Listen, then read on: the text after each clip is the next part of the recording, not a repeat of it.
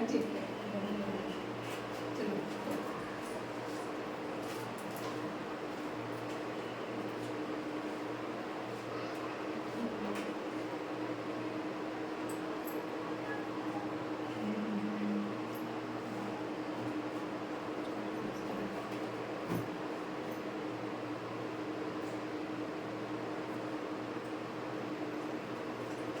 Hello student, आप सभी का एग्जाम एक्सप्रेस यूट्यूब चैनल में स्वागत है। मैं अर्पिता सिंह। आज 12th सब्जेक्ट बायोलॉजी का चैप्टर 1 है और चैप्टर 1 का ये ऑब्जेक्टिव क्वेश्चन है। ठीक है, ये ऑब्जेक्टिव क्वेश्चन है रिप्रोडक्शन इन ऑर्गेनिज्म। इसमें हम आज एक टॉपिक लेकर के आए हैं, ये बहुत इम्पोर्टेंट क्वेश्चन है, हम आज इसको सॉल्व करेंगे। ठीक है, हमें उम्मीद है कि आप सभी बहुत अच्छे से इसका आंसर दीजिएगा। चलिए क्वेश्चन की तरफ हम बढ़ते हैं। ठीक है, यहाँ पे क्वेश्चन नंबर 1 है हमारा, गैमीट निर्माण को क्या कहते हैं। देखिए क्वेश्चन यहाँ पे स्क्रीन पे आ चुका है। ये है क्वेश्चन, गैमीट निर्माण को क्या कहते हैं। गैमीट किसको बोलते हैं? गैमीट होता है युग्मक। गैमीट किसको बोलते हैं? युग्मक को। युग्मक यानी कि अगुणित कोशिका। अगुणित कोशिका किसके पास होता है? ये नर और मादा दोनों में पाया जाता है। ठीक है, नर और मादा दोनों में पाया जाता है। एक होता है अंड के रूप में और दूसरा होता है स्पर्म के रूप में, यानी कि अंडाणु और शुक्राणु। ये अगर ये संलयन पीरियड नहीं होता है, संलयन पहले की पीरियड जो होता है वो होता है युग्मक। तो यहाँ पे आते हैं, चलिए युग्मक निर्माण को क्या कहते हैं, यानी कि गैमीट उसको इंग्लिश में बोलते हैं। ठीक है, तो ऑप्शन ए में दिया है गैमेटोजेनेसिस, बी में है साइटोकाइनेसिस, सी में है स्पोरोजेनेसिस और डी में है मियोसाइट। तो इसमें से राइट ऑप्शन हमारा कौन होगा? जल्दी से बताइए। राइट ऑप्शन हमारा ए होगा, क्योंकि गैमीट निर्माण को क्या कहते हैं? गैमेटोजेनेसिस, युग्मक जनन इसको भी बोलते हैं। ठीक है, अगला क्वेश्चन है, नेक्स्ट क्वेश्चन हमारा है, देखिए यहाँ पे है नेक्स्ट क्वेश्चन। यहाँ पे है कि जब संतति की उत्पत्ति एकल जनक द्वारा होता है, जब संतति की उत्पत्ति किसके द्वारा? एकल जनक के द्वारा होता है, तब वो क्या कहलाता है? तब वो क्या कहलाता है? जब संतति की उत्पत्ति सिर्फ और सिर्फ एक ही जनक के द्वारा, इसमें दो जनक भाग नहीं लेते। बताओ जल्दी। राइट, तो इसमें देखिए लैंगिक है, तो लैंगिक में कौन लेंगे? इसमें दो जनक भाग लेंगे, माता और पिता। अलैंगिक जनन जो होता है ये होता है कायिक परिवर्तन के द्वारा भी होता है, मुकुलन के द्वारा भी होता है। इसमें बस इतना समझना है कि इसमें सिर्फ और सिर्फ एक ही जनक भाग लेता है, वो अपने आप को विखंडित करे, मुकुलित करे, कायिक करे, जो भी करे, लेकिन सिर्फ और सिर्फ एक ही होता है, तो वो होगा लैंगिक जनन। इसका राइट होगा लैंगिक। इससे जो भी संतति उत्पन्न होता है वो अपने जनक के बिल्कुल समान होता है, डिफरेंट नहीं होता है। ठीक है, अगला नेक्स्ट अगला क्वेश्चन है, अंडप्रजक। अंडप्रजक क्या है? अंडप्रजक क्या है, यानी कि इसमें से अंडप्रजक कौन है? मुर्गी है, सांप है, मगरमच्छ है, इनमें सभी। अंडप्रजक उसको बोलते हैं जो अंडा देता है। कंफ्यूजन में घूम रही है, कंफ्यूजन में क्लियरली बताओ। हाँ, इनमें से सभी होगा, कंफ्यूजन नहीं रखना है, बिल्कुल कंफ्यूजन नहीं रखना है। इनमें से आंसर होगा सभी। क्यों? क्योंकि मुर्गी जो अंडप्रजक है, यानी कि ये अंडा देती है। सांप जो है ये भी अंडा देता है, मगरमच्छ है ये भी अंडा देता है। तो इसमें से राइट ऑप्शन कौन होगा? सभी। बहुत बढ़िया। चलो अगला चलते हैं।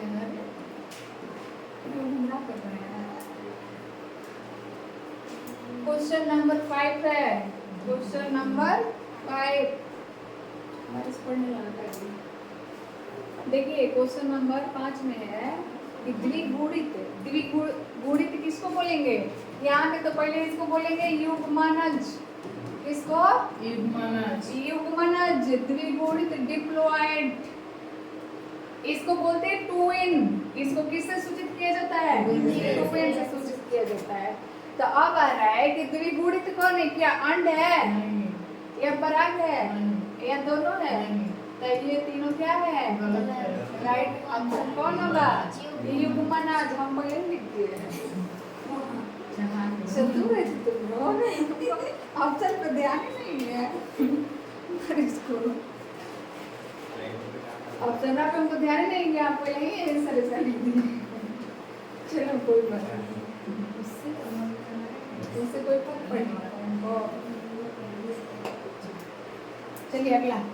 अब चलो बताओ, अब तुम लोग को देखो हम वाट कैसे लगा रहे हैं, कैसे वाट लगा रहे हैं। देखो अभी बता के तो देखो, दम है तो बता के बताओ।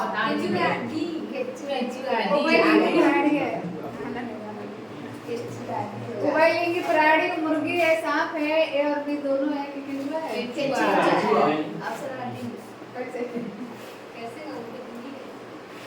उभयलिंगी। हाँ ये तीनों नहीं होगा। लाइट प्रॉब्लम हुआ है, लाइट प्रॉब्लम थोड़ा सा है, लाइट प्रॉब्लम हुआ है। चलो इतना होता है, बड़ा डिवाइस लिए तो प्रॉब्लम होगा नहीं। व्हाइट बोर्ड नहीं है, इसका नाम है डिजिटल बोर्ड।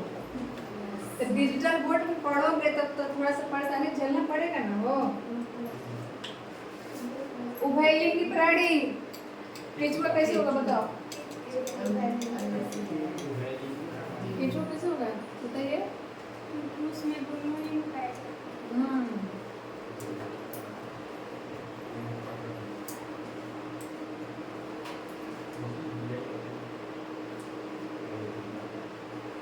थोड़ा सा वेट कर लो, बस 1 मिनट, 1 मिनट ज़्यादा नहीं। लाइट पढ़ोगे तो परेशानी थोड़ा सा होगा। लाइट कट रहा है बारिश की वजह से ना, बारिश की वजह से कॉस्टम डिस्टर्ब रहा है।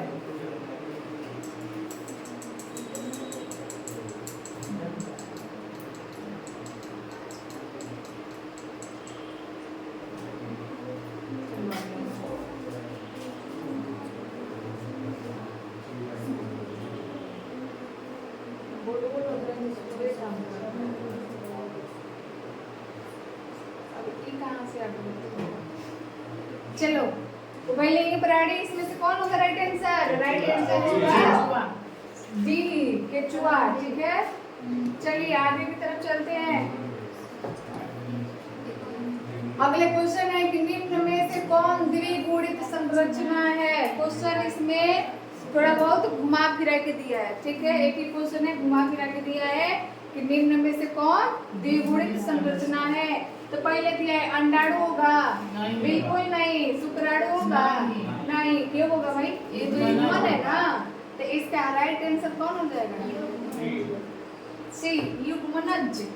अब देखो नेक्स्ट क्वेश्चन आ रहा है। नेक्स्ट क्वेश्चन नेक्स्ट में है कि निम्न में से कौन सा जंतु उभयलिंगी नहीं है?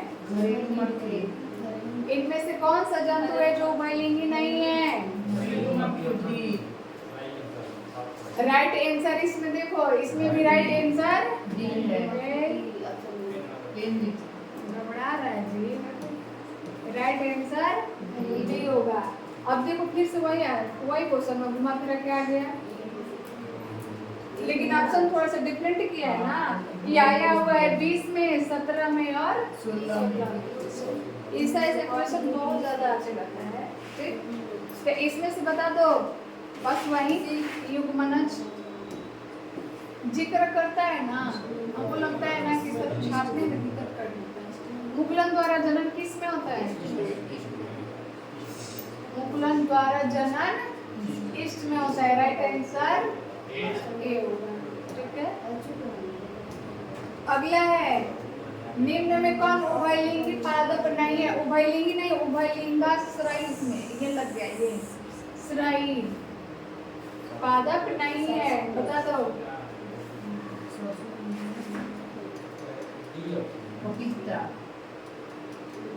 उभयलिंगा स्त्राई जो लगा है ना, तो स्त्राई में दूसरा चीज आता है, ठीक है। तो देखो इसमें हो जाएगा कौन, राइट आंसर हो जाएगा पपीता, इसमें हो जाएगा राइट पपीता। चलो ये सब एक चैप्टर का क्वेश्चन है, सब क्वेश्चन रटा हुआ होगा हमको लग रहा है। कोनिडिया का निर्माण किसमें होता है, कोनिडिया का निर्माण किसमें होता है बता दो। कोनिडिया पहले होता है किसमें पहले होता है, इमोर्टल है। कोनिडिया का निर्माण, कोनिडिया जो होता है वो किसका होता है, जैसे इसमें देखो ये चैप्टर 1 से रिलेटेड है, चल बीजाणु हलचल बीजाणु हम पढ़े थे ना, उसी में है। तो कोनिडिया जो होता है वो पेनिसिलियम से भी होता है, लेकिन ज़्यादा डॉक्टर नहीं होता उसमें। तो पेनिसिलियम है, एस्पायरोगायरा है, कारा है और फर्न है। तो एक ही होगा इसमें, एस्पायरोगायरा नहीं होगा, कारा फर्न नहीं होगा, एक ही होगा क्योंकि पेनिसिलियम का ये सदस्य है, यानी कि जो ये कोनिडिया होता है वो पेनिसिलियम सदस्य के अंतर्गत आता है, यानी कि ये पेनिसिलियम से जुड़ा हुआ होता है। इसका राइट आंसर ए होगा। अगला एक, इनमें किसमें निषेचन के लिए जल आवश्यक है, निषेचन के लिए जल आवश्यक है, यानी कि वो कौन सा पौधा है जो जल के द्वारा, जल के माध्यम निषेचन की क्रिया करता है। जैसे फूलों को बताया ना कि फूलों में होता है जैसे पर परागण और स्वपरागण, तो उसका जो पॉलन कीट होता है वो एक से दूसरे पे जाकर के क्या होता है, तो एक से दूसरे पे जाएगा, तो जाने की विधि क्या होनी चाहिए, एक फूल से दूसरे फूल पे जो पॉलन कीट होता है उसके जाने का माध्यम क्या होना चाहिए, जल परागण भी होता है, वायु परागण भी होता है, कीट परागण भी होता है, चमगादड़ परागण भी होता है। तो इसमें है सेवाल टेरिडोफाइटस और ये है ब्रायोफाइटस, इनमें से सभी का। तो ये क्या कर रहे हैं कि निषेचन के लिए जल आवश्यक है, ये बोल रहे हैं ना। तो निषेचन के लिए जल आवश्यक है, ये किसमें, ब्रायोफाइटस में।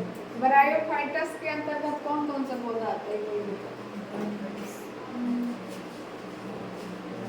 ये पढ़ना था, 11 चैप्टर में भी पढ़ना था, 11 चैप्टर के चैप्टर 3 में। ब्रायोफाइटस, टेरिडोफाइटस, फर्न, लाइकेन, ये सब लिवरवर्ट, मॉस। तो लिवरवर्ट और मॉस के अंतर्गत, यानी कि जो ब्रायोफाइटस है इसमें आता है लिवरवर्ट और मॉस। तो ये होता है उसमें जो हम पौधे का फिगर बनाते, पतिया वाला जेमा कप, जेम्यूलस, ये सब पढ़ा था ना, उसके अंतर्गत आता है। तो ये होता है पौधों में, ब्रायोफाइटस याद रखना है। ये फिर किसमें होता है, ये होता है पौधों में। देखो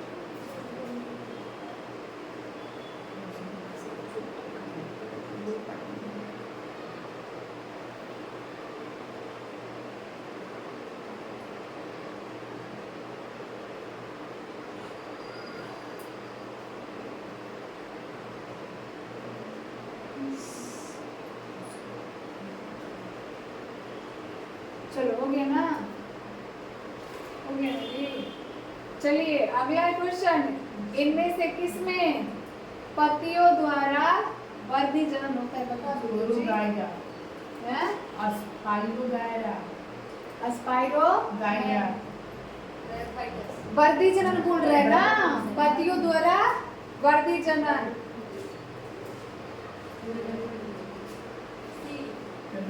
बताओ बताओ, राइट आंसर बताओ जल्दी से।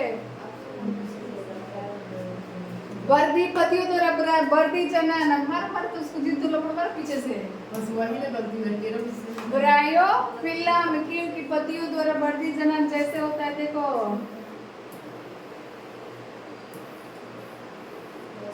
इसमें जो भाग होता है, ये जो भाग होता है ना, तो ये सिर्फ किसमें होता है, ये होता है ब्रायोफिलम, यानी कि पत्थर चट्टा के पौधा में।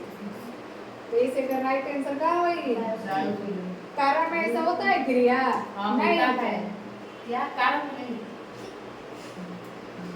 अस्पायरोगायरा सरसों में तो ऐसी नहीं होता है, तो राइट आंसर कौन होगा, सी ब्रायोफिलम। चलो अगला है किसमें बाह्य निषेचन होता है? बाह्य निषेचन ऑप्शन ए है टर्की। देखो ये है क्वेश्चन, बाह्य निषेचन किसमें होता है? धीरे धीरे सुनिए से।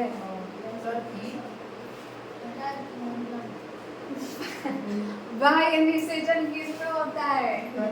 बकलोली, ये बकलोली ए में हुई राइट आंसर हुई। इनमें सभी के टर्की भी होता है, मेढक भी होता है, और सरीसृप। सरीसृप कौन? जो रेंग करके चलता है, ये सब होता है अंडप्रजक प्राणी। तो इनमें से राइट आंसर क्या होगा? इनमें सभी। चलो अगला नेक्स्ट क्वेश्चन। नेक्स्ट क्वेश्चन है हमारा कि इनमें कौन केवल एक बार अपने जीवन काल में पुष्प पैदा करता है? वो अपने जीवन में केवल एक ही बार पुष्प करता है।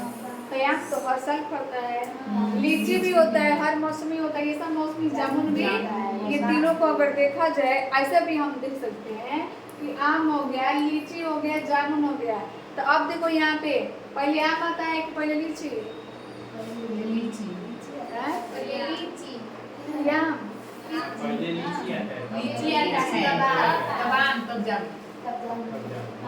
ऐसे भी लेबल कर सकते हैं समझने के लिए। लेकिन जो बांस होता है वो अपने जीवन काल में सिर्फ और सिर्फ एक ही बार पुष्प उत्पन्न करता है। ठीक है, राइट आंसर कौन होगा? राइट आंसर होगा ए, बांस। अब यह क्वेश्चन नेक्स्ट 17 नंबर, किसमें 12 वर्ष में सिर्फ एक ही? देखो यहाँ पे आ गया जी,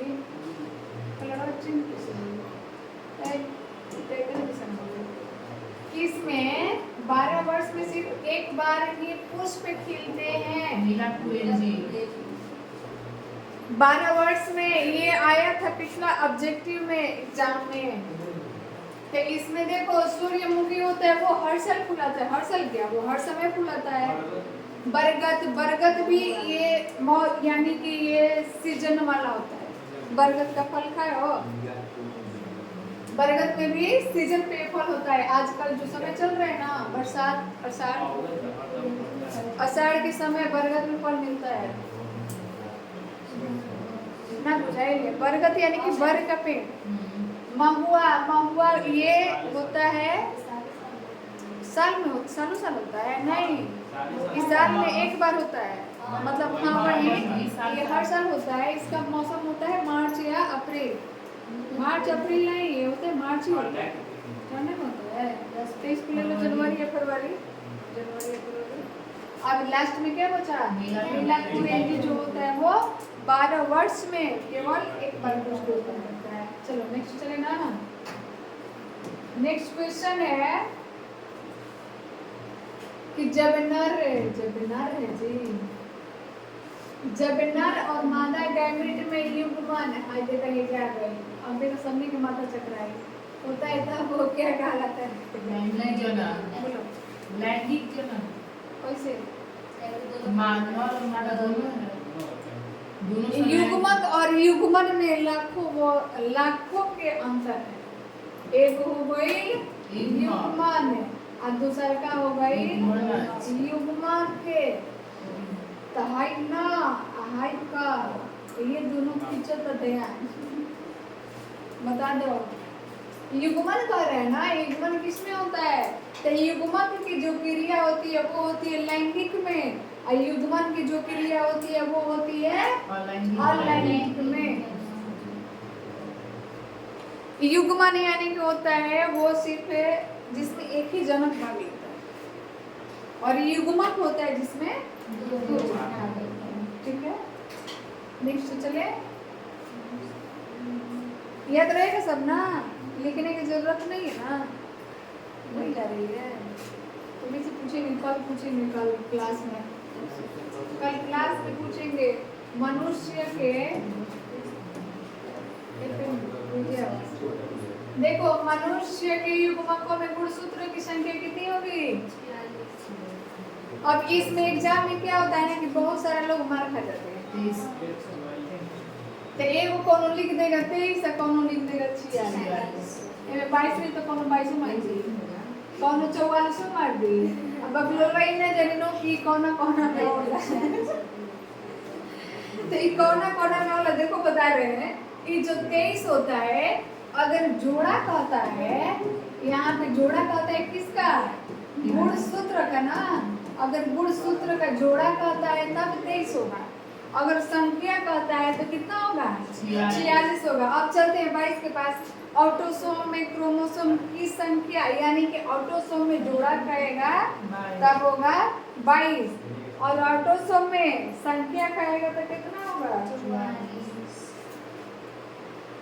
संख्या कहेगा तो 44।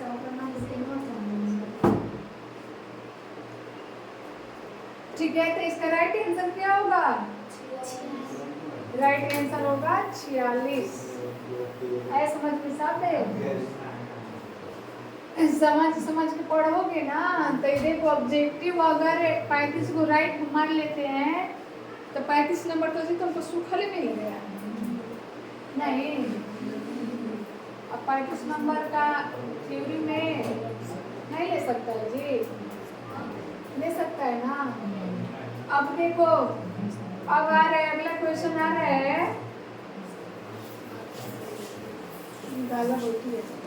अगला क्वेश्चन आ रहा है कि मध्य चक्र की क्रिया किसमें पाई जाती है,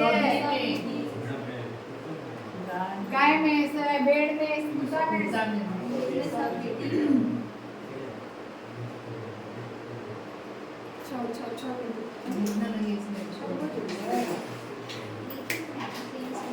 सात बजे के इंतजार करो। देखो तो मध्य चक्र जो होता है ये क्रिया डिफरेंट होता है ऋतुस्राव से, और ऋतुस्राव के अंतर्गत देखा जाए तो मध्य चक्र डिफरेंट होता है। ठीक है, तो यही से में कौन कौन होगा, इसमें देखो इसका आंसर होगा कौन है, ये गाय में भी होता है, भेड़ में भी होता है, कुत्ता में भी होता है। एक से का राइट ऑप्शन क्या होगी, आई में दे दिए को डिफरेंट न हो तो मध्य चक्र ये हुई। अब ये में हम क्या किए, अब ये में हम भेड़ को हटा करके मनुष्य कर दिए, इतना मार मारेंगे ना, इतना मार ऐसा न कर रहे हैं,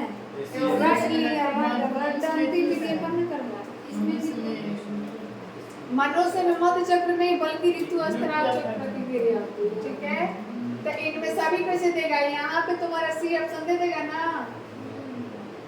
देखो एगो देगा गाय में, दूसरा देगा मनुष्य में, सी में दे देगा ए और बी दोनों, और डी में दे देगा इनमें से कोई नहीं, डी में दे देगा इनमें से कोई नहीं। तो राइट ऑप्शन हम क्या मारेंगे, ए मारेंगे, क्योंकि ये गाय में होगा, बंदर में होगा, भेड़ में होगा और कुत्ता में भी होगा। अब देखो अब आ रहा है कि किससे बंगाल का आतंक कहा जाता है, बता दो। जलकुंभी को, ये बहुत ये जन्मजूगी क्वेश्चन है। ये जो बंगाल का आतंक वाला आ रहा है ये जन्मजूगी खानदानी है, ये खानदानी क्वेश्चन है। तो एक राइट ऑप्शन क्या होगी, ये तो ऐसे सबको याद रहता है कि जलकुंभी को बंगाल का आतंक कहा जाता है। ठीक है, अगला है, देखो ये आया था ना तुम लोग एग्जाम में, ये टेस्ट एग्जाम में आया था ना, सियोन शब्द का संबंध किससे है, क्या क्या मारा था बता दो। एक में है भ्रूण से, एक में है भ्रूण से, बी में है अलैंगिक जनन, सी में है पराग से, और डी में है ग्राफ्टिंग रोपड़। तो सियोन ग्राफ्टिंग रोपड़, रोपड़ कौन, जो गर्भाशय में भ्रूण को स्थापित करने का कार्य करता है वो ग्राफ्टिंग या रोपड़।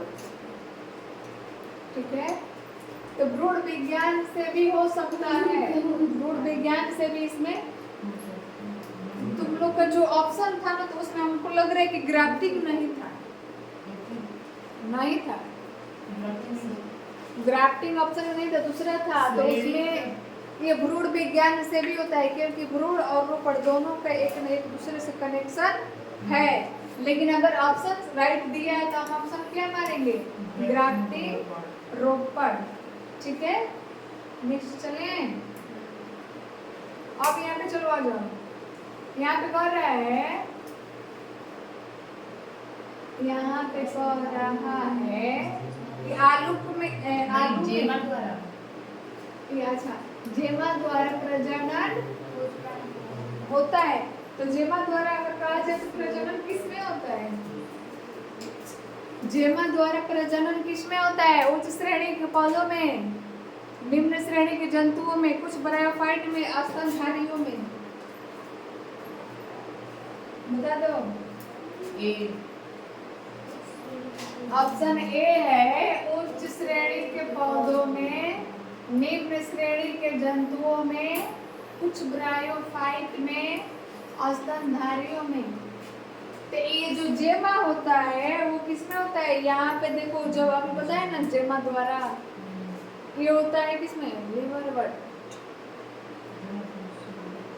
तो ये उच्च श्रेणी के पौधों में ही होता है। एंजियोस्पर्म, जिम्नोस्पर्म और लिवर बट। तो इसका राइट आंसर क्या होगा? ए होगा, उच्च श्रेणी के पौधों में। ठीक है, चलो आलू में आलू में काई की जनन है। आलू में काई के आलू में कायिक प्रजनन में भाग लेने वाली संरचना किसको कहते हैं? यानी कि यहाँ पे ये भी कहा जाएगा कि आलू में जो कायिक प्रजनन होता है उसमें कौन सा भाग लेता है? कौन संरचना? अपस्थानिक, अंकुरण से, अंककलिका, वायवीय तना। अपस्थानिक जड़ कौन होगा बता दो? अपस्थानिक जड़ इसमें कौन कहलाएगा? अपस्थानिक जड़ बोलो। Answer B. Answer C, B. Right answer बता दो जल्दी। Right answer B. C right answer इसका होगा सी। क्योंकि ये क्वेश्चन क्या कर रहा है कि आलू में कायिक प्रजनन में भाग लेने वाली संरचना कर रहा है ना। आलू यानी कि जो उसमें कायिक प्रजनन होता है, क्या कर रहा है पीछे जो आलू में कायिक प्रजनन होता है उसमें कैसे संरचना भाग लेता है? जो संरचना होता है तो वो किस तरह का होता है? संरचना जो होता है वो किस तरह का होता है बोलो? ये देखो, अंकुरण से लाल कलिका। जब आलू को नमी के स्थानों पर रखा जाता है, जब उसको नमी मिलती है वो जमना शुरू कर देता है। तो उसका जो संरचना होता है आलू का, अब जब उसमें कलिका निकलने लगेगा तो उसका संरचना चेंज नहीं होगा? चेंज होगा ना। तो यहाँ पे क्या कर रहा है कि अंकुरणशील और आंख कलिका, क्योंकि वो अंकुरित होता है लेकिन उसको क्या कहते हैं? आंख। यानी कि उस कलिका को आंख भी कहा जाता है, वो आंख ही होता है ना। बुझाएगी? देखो अगला,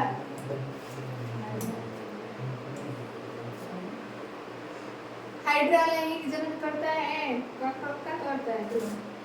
हाइड्रा लैंगिक जनन करता है किसके द्वारा? विखंडन द्वारा, मुकुलन द्वारा, द्विखंडन द्वारा, बीजाणु जनन द्वारा? बोलो जल्दी। हाइड्रा में मुकुलन, यानी कि हाइड्रा ईस्ट और हाइड्रा किसमें होता है? मुकुलन में। समझ में आ रहा है सब? बोलो। तो बता नहीं रही है कुछ, एक बता नहीं रही है, इस सब तो पढ़ा क्यों रही? अब देखो, निषेचन के पश्चात बीजांड से क्या बनता है? पढ़े हो ना, निषेचन के पूर्व घटना, निषेचन के बाद का घटना और निषेचन। तो निषेचन से पहले की क्रिया क्या होता है? निषेचन से पहले होता है युग्मक प्लस युग्मक बराबर युग्मनज बनाने का, और बाद का कहा जाए तो बाद में होता है निषेचन करने, यानी कि वो एम्पुला भी इससे सीधे मुड़ जाता है किसकी तरफ? विभाजन की तरफ। एम्पुला जो अवस्था होता है ना, एम्पुला अवस्था नहीं, जो फैलोपियन नालिका, एम्पुला और किप होता है। अंडवाहिनी, अंडवाहिनी में होता है ना, तीनों को एक सम्मिलित होता है। अंडरलाइनिंग में होता है ना ये होता है ना ये, तो ये होता है किप्ट। आज जब मूडल भाग वापर का जला एम्पुला और जान हिस्सों जो भाग वगैरह का जला फाइलोपियन। फाइलोपियन इतनी चैप्टर में थोड़ा सा घुसे हैं, लेकिन ये कह रहे हैं ना निषेचन के पश्चात बीजांड से बनता है।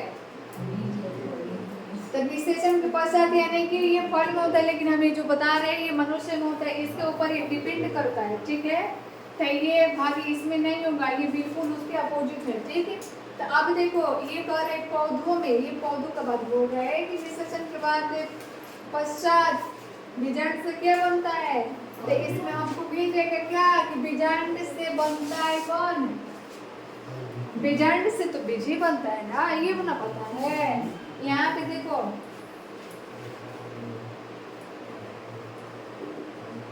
ये हो गई कौन भाग है,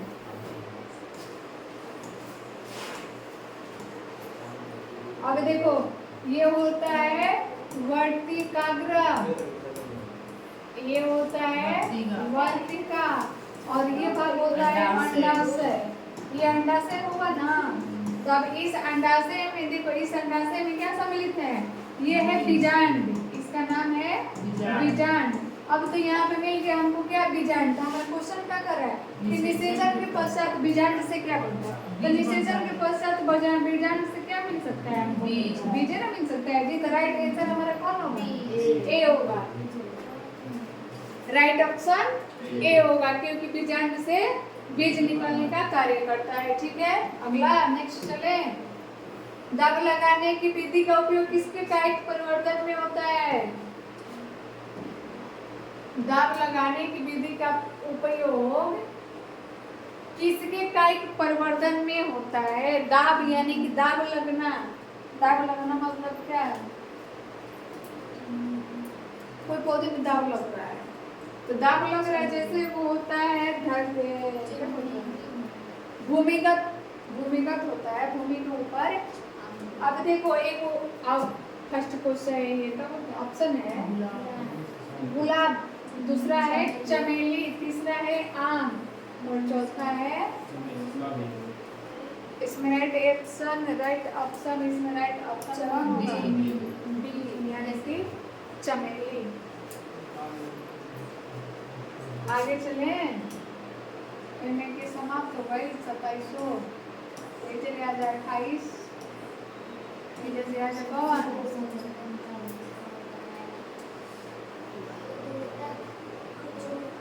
सफा दिए होता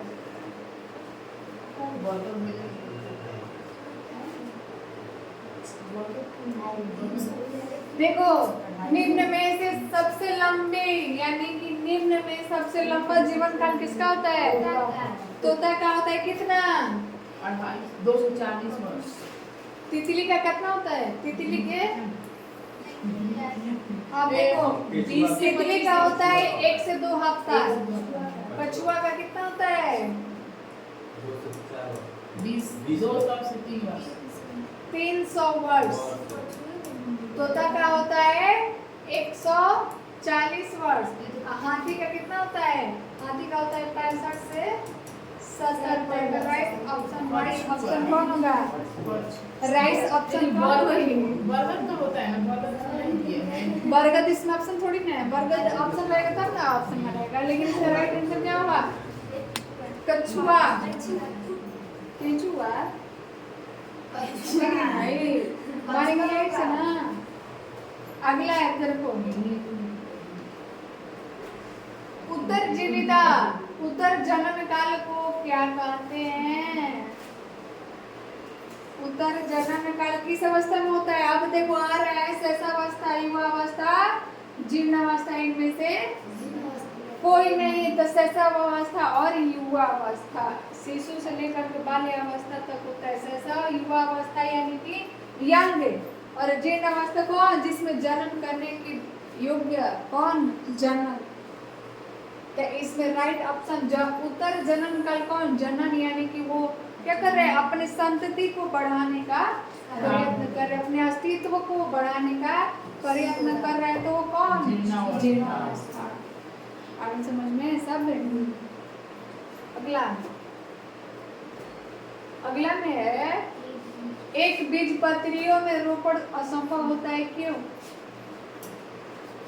एक बीजपत्रियों में रोपण असंभव होता है। एक बीजपत्री मतलब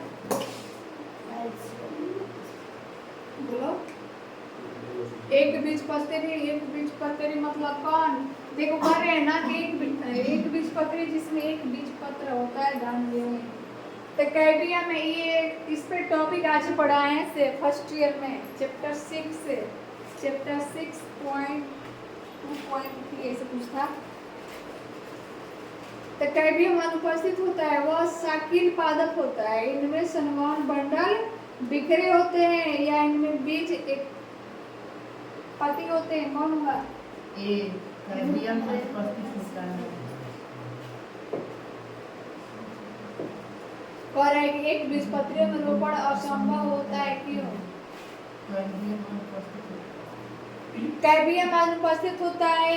ये जो ऊतक वाला होता है ना, तो इसमें देखो इसका राइट ऑप्शन कौन होगा? इसमें होगा राइट ऑप्शन इनमें संवहन बंडल क्या होते हैं? बिखरे होते हैं। संवहन बंडल क्या होते हैं? बिखरे होते हैं। जाइलम फ्लोएम पढ़ा है ना? जाइलम फ्लोएम उसमें होता है, वो होता है खुला बंडल, एक खुला संवहन बंडल, एक में होता है बंद प्रकार का संवहन बंडल। तो उसमें कहीं ना कहीं ऊतक किसका होता है? जाइलम फ्लोएम और ऊतक का भी होता है। ये ऊतक से रिलेटेड चैप्टर से रिलेटेड है। तो इसमें ये भी हो सकता है कैबियम अनुपस्थित होता है, ये भी हो सकता है क्योंकि ये जो कैबियम अनुपस्थित कर है ना, तो इसमें ऊतक जो होते हैं ऊतक सम्मिलित नहीं होते हैं। इसके बाद को अगर कहा जाए तो इसका राइट ऑप्शन सी होगा कि इनमें संवहन बंडल एकजुट नहीं बल्कि बिखरे होते हैं, एक आपस में नहीं होते हैं। वो जो भी होता है ना तो वो बिखर कर होता है, यानी कि वो यहाँ होगा तो यहाँ होगा, ऐसे इस तरह से होता है। ठीक है, अब चलो अगला चलते हैं अगला क्वेश्चन की तरफ। कौन कहता है कि first year is rest year, अब पता चल रहा है ना, उसमें से भी क्वेश्चन आ रहा है। अब देखो घनकंद, घनकंद यानी कि कॉर्न का उदाहरण क्या है? कॉर्न का उदाहरण इसमें से क्या हो सकता है? अदरक है, कोलोकेशिया है, प्याज है, आलू है। कौन होगा? क्या कर रहा है तू? सो रहा है, पढ़ रहा है? जल्दी से बताओ, जल्दी से बता दो। अदरक, कोलोकेशिया, क्योंकि इसमें जो देखो जो घनकंद होता है ना, ये वो तना होता है, ये ठोस आकार का तना होता है और ये हमारे भोजन में सम्मिलित होता है। तो इसका राइट ऑप्शन कौन हो सकता है? अदरक भी होगा, कोलोकेशिया भी होगा, लेकिन ओल को ना करते हुए हम किसको करेंगे? अदरक, क्योंकि ओल भी एक कठोर तना है। ओल जो खाते हैं वो भी तना ही खाते हैं ना, जड़ थोड़ी ना खाते हैं। इसमें सबका हम तना भाग ही खाते हैं, लेकिन वो एक कठोर भाग। तो कठोर भाग में कहा जाए तो ओल से भी कठोर कौन होता है? अदरक। ठीक है, ये चले। समसूत्री विभाजन होता है, समसूत्री विभाजन होता है किसमें? समसूत्री विभाजन होता है किसमें? कई कोशिका में, जन्म कोशिका में, और भी दोनों, इनमें से कोई नहीं, बता दो जल्दी। है इसमें राइट ऑप्शन समसूत्री विभाजन है। ये इसमें ए भी होगा, बी भी होगा, लेकिन इसका राइट ऑप्शन सी हो जाएगा, ए और बी दोनों। इसका राइट ऑप्शन क्या हो जाएगा? सी, ए और बी, यानी कि जो समसूत्री विभाजन होता है वो काइट में भी होता है और जनन में भी होता है। कब पे? जब युग्मक और प्लस युग्मक जब वो निषेचन की क्रिया करने से पहले का करते हैं ना, यानी कि कब पे? वो दो मिल करके फिर एक बनते हैं, दो मिल करके एक बनते हैं और एक मिल करके जब दो बनते हैं, यानी कि जब दो कोशिका अंडाणु और शुक्राणु, ये दोनों आपस में मिलता है ना, तो ये एक बनता है। फिर एक बनने के बाद फिर से वो दो बनेगा, कब? विभाजन के द्वारा। तो जब विभाजन के दौरान यहाँ पे देखो, यहाँ पे देखो, ये जब यहाँ पे स्पर्म और एग जो है, तो यहाँ पे जब ये एक बनेगा ना जी, किसके दौरान? संलयन के दौरान। ये बनेगा किसके दौरान? संलयन के दौरान जब एक बनेगा, ठीक है, एक बन गया, फिर पुनः यहाँ से अब क्या करेगा? ये विभाजन की क्रिया करेगा, 1 से 2 करेगा, 2 से हाँ, ऐसे ना देखो लिख जाओ भाई। तो 1 से 2, 2 से हाईचार, फिर हाईचार, तो 8 होगा ना। तो ये जब 1 से 2 बनेगा, तब यहाँ पे कौन सा क्रिया होता है? जो 2 बना है ना, तो यहाँ पे होता है समसूत्री विभाजन की क्रिया होती है। तो ऐसे ही काइट में भी होगा और जनन में भी होगा। तो इसका राइट ऑप्शन होगा ए और बी दोनों। अगला नेक्स्ट है कि इनमें से किसमें आंतरिक निषेचन नहीं होता है? आंतरिक निषेचन के पक्ष में होता है, या मेढक में होता है, या स्तनधारी स्तनपायी, इनमें से कोई? मेढक में आंसर होगा बी। जो आंतरिक निषेचन की क्रिया होता है वो मेढक में नहीं होता है, इसमें बाह्य निषेचन की क्रिया होता है। आगे चले। अगला है 34, 34। 124 शुक्राणुओं के निर्माण में कितने अर्धसूत्री विभाजन की आवश्यकता होती है?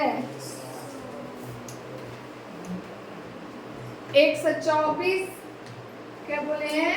124 शुक्राणुओं का निर्माण में हम मैंने पढ़ा रहे हैं, टाइम दे रहे हैं, इतना कीमती टाइम दे रहे हैं, किस लिए चले जाए? क्या बोली थी? एक बार बोलिए, हमें अपन काम धाम छोड़ के कहीं नहीं पढ़ा रहे हैं, बोलो। तो हमारी ये काम है किसान मोल बैच स्पेशल करके ए में कोई प्रोवाइड करेगा तो बहुत मार के हां तो करते हो सकते हैं, सोच लो। अब देखो यहाँ पे है, बताओ इसका 124 शुक्राणुओं के निर्माण में अर्धसूत्रीय जो विभाजन की क्रिया होती है, उसमें वो बोल रहा है कि जो अर्धसूत्रीय विभाजन जब होता है तो वो कितने संख्याओं की आवश्यकता होता है? इसमें बता दो। और आवश्यकता होता है 124 है, 138 है, 30 है, 62 है, इसमें से कौन होगा? इसमें देखो इसका आंसर 62 भी होगा, लेकिन कितना होगा? एक होता है 93 भी होता है। अगर 93 दिया है तो वो भी हो सकता है, लेकिन इसमें ऑप्शन नहीं दिया है ना, तो ऑप्शन नहीं दिया तो हम ऑप्शन क्या मारेंगे? 62 यानी कि 62। ठीक है। अगला है देखो कि इनमें कौन का एक प्रवर्धक नहीं है?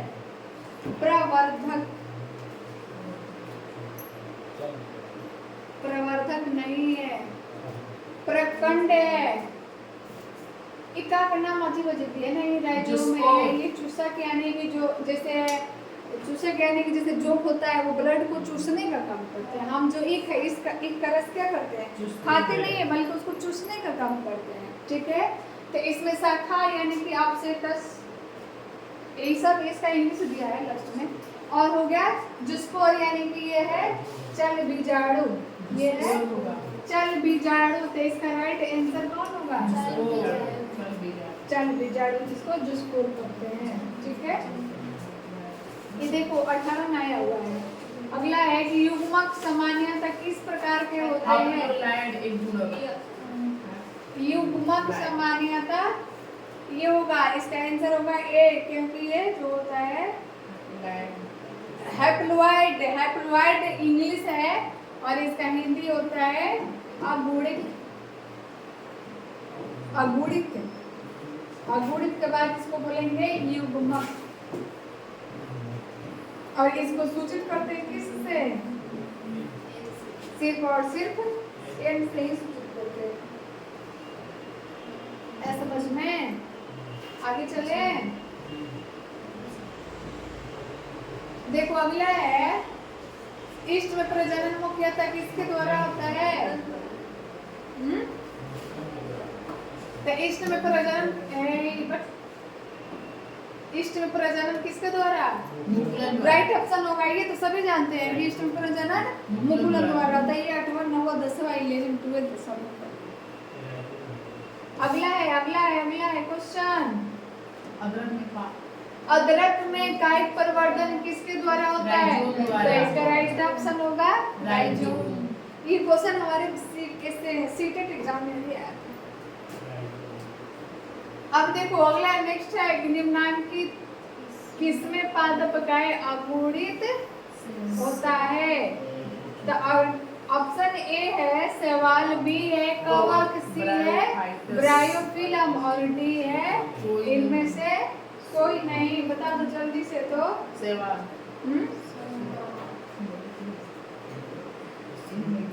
देखो निम्नलिखित किसमें पादप काय बोल रहे हैं ना, तो पादप काय किसको बोलते हैं? पौधे को।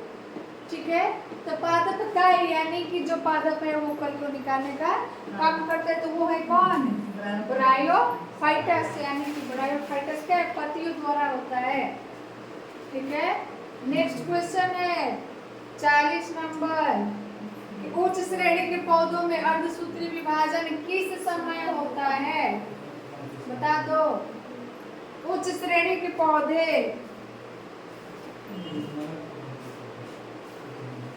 ये तुमको मिलेगा टू चैप्टर में भी है, रिलेटेड क्वेश्चन है। इसमें देखो जितना लैंग्वेज वाला पढ़ोगे ना, थ्योरी वाला जितना विषय पढ़ोगे, तो उसमें अगला पिछला से रिलेटेड होता है, पिछला अगला से रिलेटेड होता है। तो ये 2 चैप्टर में भी पढ़ने को मिला है और ये 1 चैप्टर में भी दिया है। तो ए में देखो इसका राइट ऑप्शन कौन होगा? ए होगा, क्योंकि ये जो क्रिया होता है वो युग्मक बनाते समय होता है। अर्धसूत्री जी कब बनता है? जब युग्मक बनता है तब बनता है। अर्धसूत्री कब बनता है? जब युग्मक बनता है तब बनता है। आई समझ में बात सब है कि अभी कई पॉइंट और कंफ्यूज बा।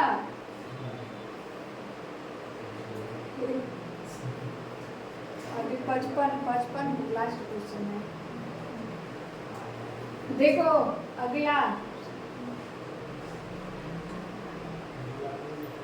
अगला क्वेश्चन है कि जीवाणुओं में कायिक प्रजनन होता है।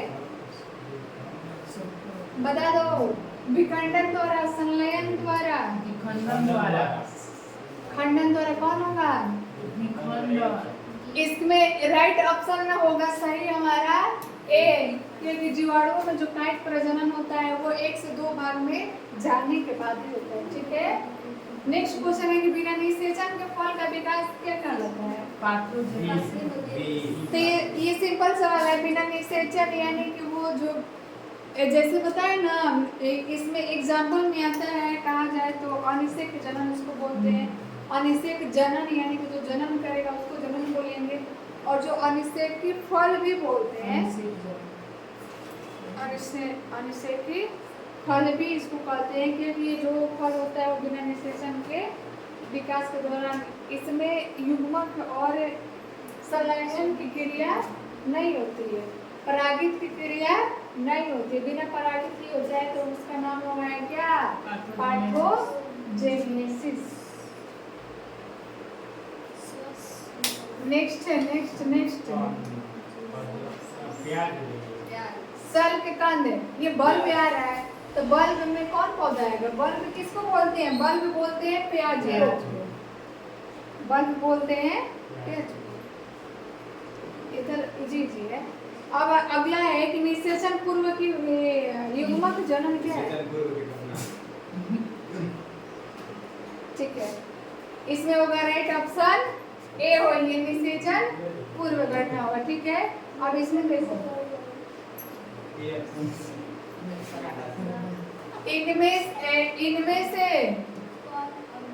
इनमें से कौन अगुणितक है? तो अगला है, देखो अगला है ये पराग, अंडाशय, परागकोश, युग्मनज। तो ये अगुणित कर रहे हैं ना, तो ये अगुणित बोल रहे हैं, तो ये कौन होगा? ये होगा राइट ऑप्शन ये होगा पराग। पराग जो होता है वो अगुणितक होता है, परागित जब होगा तब ना वो क्या होगा? जैसे हम युग्मनज पढ़ते हैं ना, युग्मनज, तो उसको परागित बोले, ठीक है। रात होता अच्छा एक जाएगा कहीं मिल जाएगा। अगला है देखो, पतियों द्वारा काय की जन्म होता है? ए में होगा राइट ऑप्शन। ये सब तुम लोग को याद है ना? अच्छा कल वाला लेके आ रहे हैं तब देख रहे हैं कौन कौन बता रहा है। अगला है कि केचुआ प्राणी क्या है? एक लिंगी है, उभयलिंगी है, हाँ लिंगी तो दिया है। तो में राइट ऑप्शन क्या होगा? द्विलिंगी, ठीक है।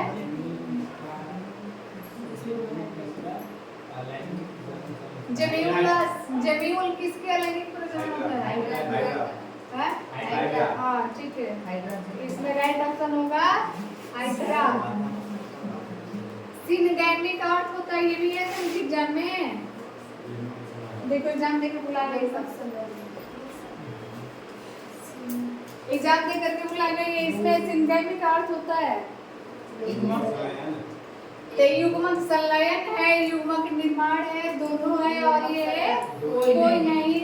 तो इसका राइट ऑप्शन क्या हो जाएगा? ये जो सिनगैमी का क्रिया होता है, यानी कि इसका अर्थ मतलब क्या?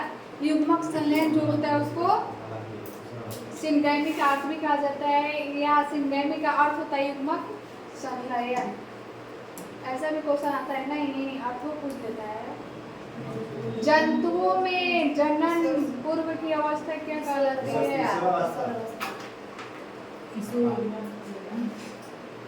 कायिक अवस्था, जीर्ण अवस्था, भ्रूण अवस्था।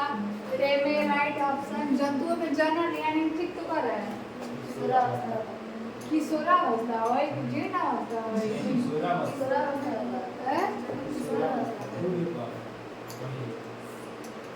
ठीक है, ठीक है।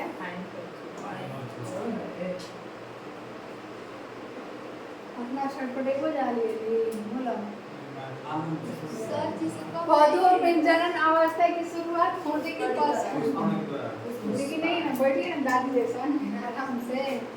पौधों में जनन अवस्था की शुरुआत होने की पहचान होती है, बता दो जल्दी से। ये वो है पुष्पण द्वारा, फल निर्माण द्वारा, अंकुरण द्वारा, इनमें से कोई नहीं। तो क्या करें, देखो अगर ऑप्शन समझ में ना आए तो दोबारा 3 बार बार पढ़ो, जब समझ में नहीं आ रहा तो बार पढ़ो क्वेश्चन को। तो क्वेश्चन कह रहा है कि पौधों में जनन अवस्था, तो जनन अवस्था में या तो बीज के द्वारा भी होता है, ये मुकुलन के द्वारा भी होता है, कायिक प्रवर्धन भी होता है, कि शुरुआत होने की पहचान होती है। तो इसमें राइट ऑप्शन क्या होगा कि इसमें जो शुरुआत होती है वो किसके द्वारा? पुष्प के द्वारा। यानी कि कोई भी पौधा होता है तो वो पहले क्या देता है? पहले फूल ही देता है, फूल के बाद वो फल देगी। एक राइट ऑप्शन क्या हो जाएगी? ए हो जाएगी। अब देखो जब दो युग्मक कौन नर एवं मादा एक समान होते हैं तब उसे क्या समयुग्म है। ठीक है, बहुत बढ़िया। चलो रट लिया है ना ये? परीक्षा बुला जाना। अब देखो अब अगला कह रहा है कि मादा जंतु जिसमें मध चक्र होता है। देखो क्वेश्चन दिया, 2 क्वेश्चन मिला ना, दोनों यहाँ पे क्या मिल गया? डिफरेंट मिल गया। तो डिफरेंट में है, देखो इसमें दिया है बंदर, दूसरा में दे दिया है मनुष्य, तीसरा में दे दिया है और ये दोनों गाय। राइट ऑप्शन का